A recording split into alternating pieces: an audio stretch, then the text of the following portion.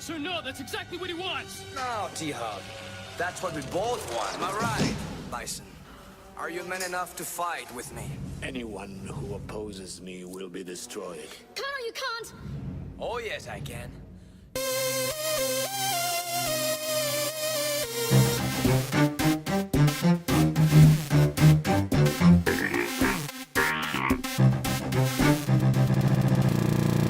Welcome back to Cartridge Based Radio. This is Brad, and as always, I am joined by Donald, and this is a What Did You Play week. So, Donald, what did you play? I'm gonna let you guess. Was it Far Cry 3? It was Far Cry 3.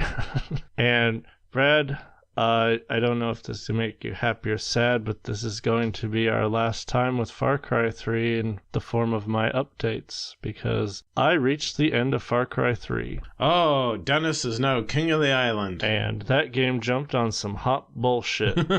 Yeah, it's an Ubisoft game. Yes. I think last time we talked, I had just met Buck. Yeah. This is where the game started to get a little bit weird for me. I had a boss fight with Buck in some sort of weird alternate reality. That looked like a disco? Yeah, it was a disco, and it was basically just a quick time event. And then I killed Buck, who my suspicions of him doing some unsavory things with Jason's friend were confirmed. Yeah. Buck, yikes. So I saved that friend, and I sent him back to my other friends. Then I told my other friends, yo, I'm staying on this island because I am the blood-soaked king of this island. They seemed unhappy about that. I was pretty okay with that. And then I think in a matter of a half hour, I got captured by Voss 9 times, it felt like. He just kept recapturing me. Like, I would escape and he'd instantly recapture me. He never figured out just to shoot me in the head. But then, same song, different person, I had another disco fight with Voss to end him. And then Far Cry 3 changed a whole lot rapidly, and they put me on the second island. And the fun island. Yeah, my levels of fun dropped dramatically. I mean, I had a wingsuit. That's pretty fun. It is pretty great. It saves you from falling deaths quite a bit. But it has a giant mountain in the middle, so you have to, when you're liberating radio towers and outposts, you have to walk around the entire freaking island, and it's annoying. But I got that cleared out. And I met Sam. Sam's the best. Oh, man. It definitely goes Dennis Sam for people I like in Far Cry 3. Unfortunately, his demise was telegraphed pretty well because it's got that classic Ubisoft writing, which is, you know what's coming at all times. Sam gets stabbed in the neck during a poker game.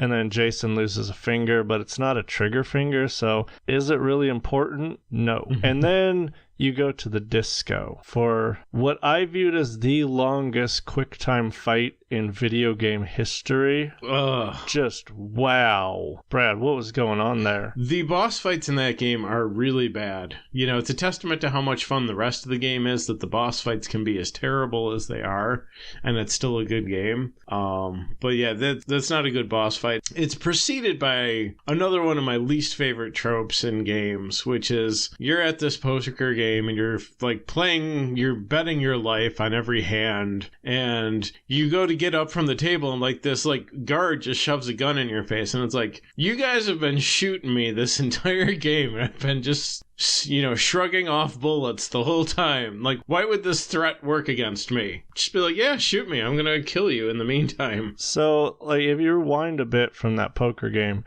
Sam takes you to meet Hoyt, and that's like the quote-unquote big bad of Far Cry 3, which he's not a very compelling villain at all. Voss was way better. But they put you in a room alone with them, and for some reason it doesn't let you just pull out your pistol and cap him in the head right there. Yeah, I mean, once you're in the room with him, like, the time for, you know, subtlety is over. You've got what you needed to sneak into. It's just shooting time. And even if they took away your guns, you're still just a psychotic murder machine. And you could take him apart right in his office without anyone stopping you. Then, at one point in the game, they tell you that, I don't know if it's his younger brother or it's an older brother, but Jason's oldest brother gets shot in the opening cinema.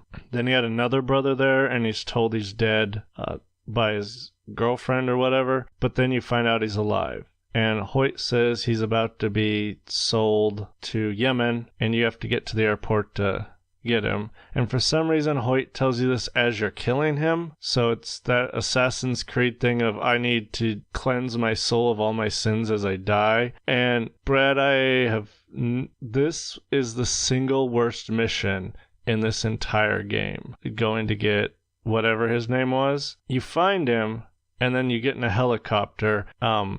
At which point you realize Jason doesn't know how aeronautics work at all. His brother has an airplane's license, and he says, just learn to fly a helicopter, which I think are two very separate schools of thought for how to keep object in air. Now, if you think back to when we played Jungle Strike for this show, there's a mission in there where you get out of the helicopter and fly a stealth bomber, and it's fine. So, Jungle Strike has taught me that flying a plane and flying a helicopter or riding a motorcycle or a hovercraft are all the same thing. I mean, I probably could argue that the guy in Jungle Strike is highly trained by the military and all sorts of practices. But yeah, you're right. So you take off, and I have a question for you. If you just got saved from becoming a slave forever, where would you fly your helicopter? I don't know, away from the slavers, I guess.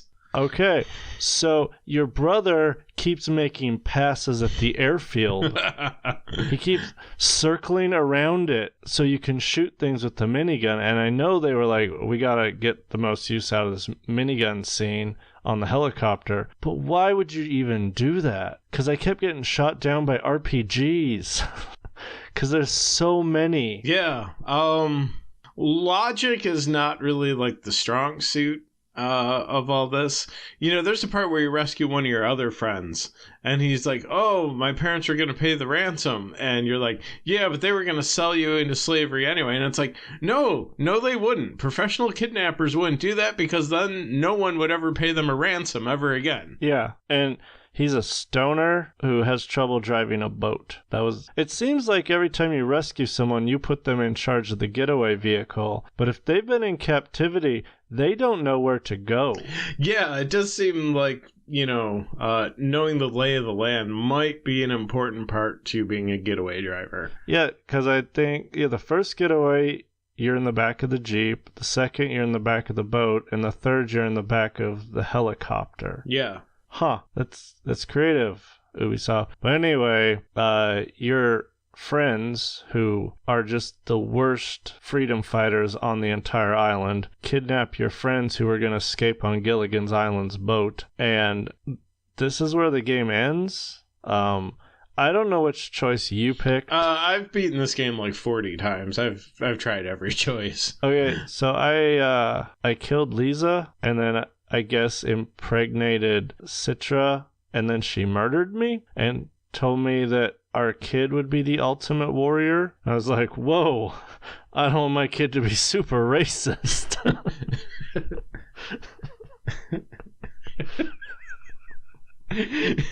Start tying bandanas around his biceps.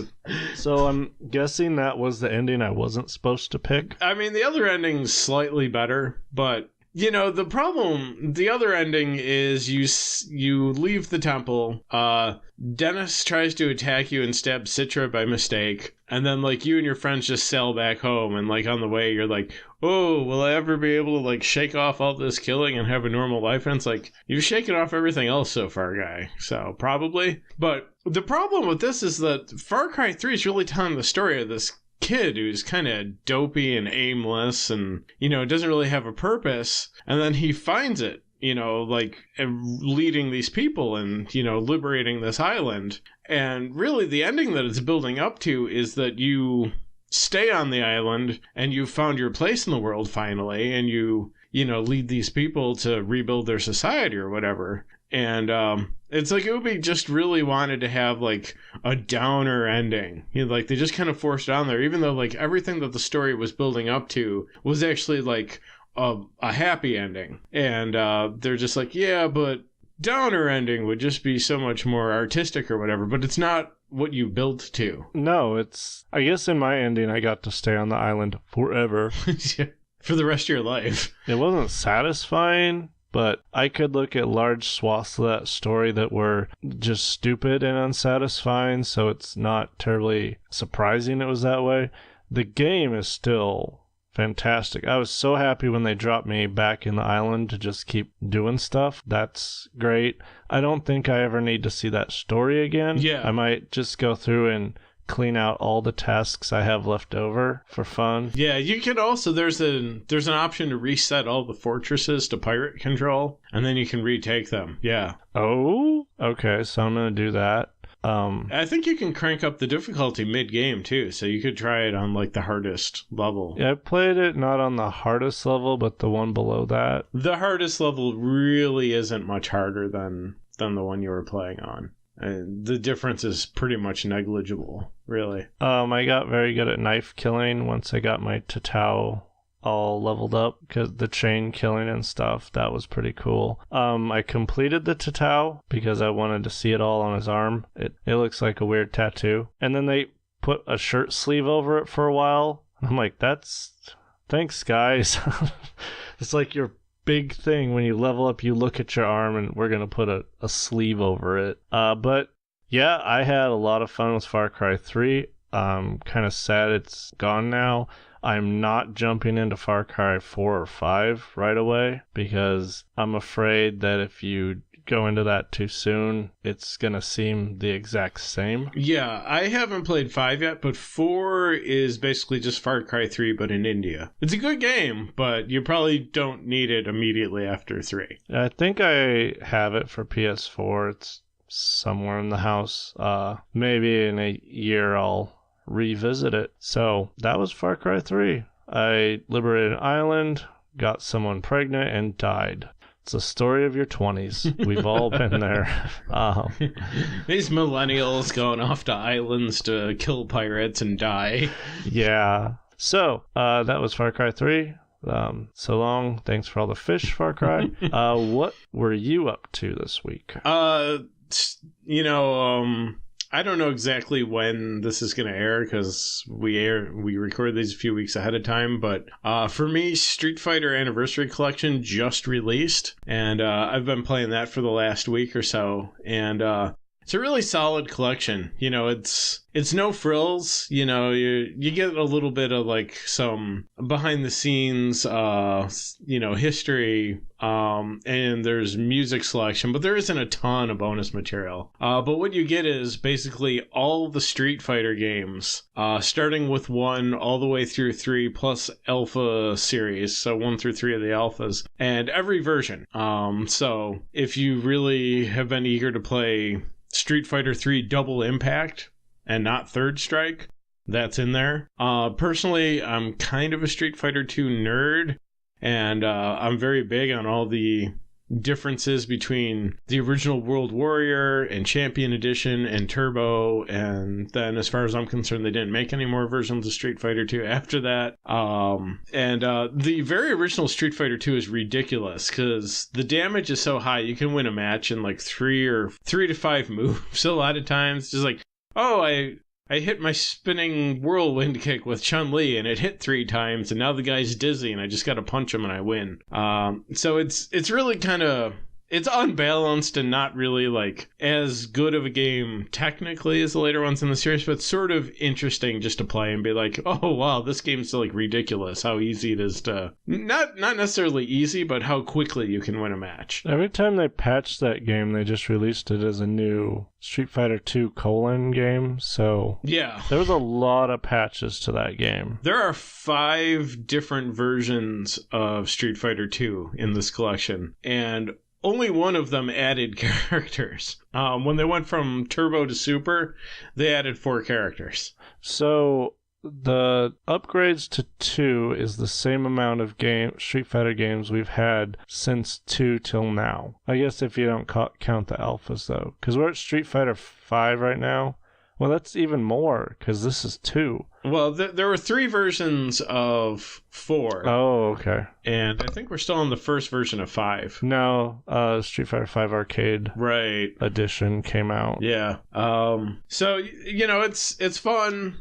You know, these are all games that I already had in another form, so it was kind of like throwing money away for something I already had, but it's very nice to have them all together, to be able to seamlessly switch from, you know, Street Fighter 2 Turbo to Street Fighter Alpha 2, you know, or whatever I felt like. And it's nice for me to have all the different versions, because usually when they do a collection or something, it's like, you know, like the PlayStation 3, you could get off the online store version of Street Fighter 2, but it was like Super Street Fighter 2 Turbo. And that's fine, but, you know, I'm more partial to the earlier entries in the series. What is with you and Capcom's collections lately? Because you dove down the Mega Man collection. Yeah. Now you got the Street Fighter collection. Yeah, part of it's just that Capcom, more than some other companies, is good about putting together these collections and making them available. So, you know, like I would love to play an Electronic Arts collection of games from the early 90s, but there isn't one. You know, I'd love to do that with Konami. I'd love if there was like a Castlevania collection, but there isn't really. Yeah, reliving my teenage years maybe a little bit, and Capcom is aiding and abetting me in that endeavor. So yeah, that's what I played this week. So there you go. Another fine episode in the bag for us. And yeah, you know, mark it. And as always, if you enjoyed this, then subscribe and review. And that'll do it for this week.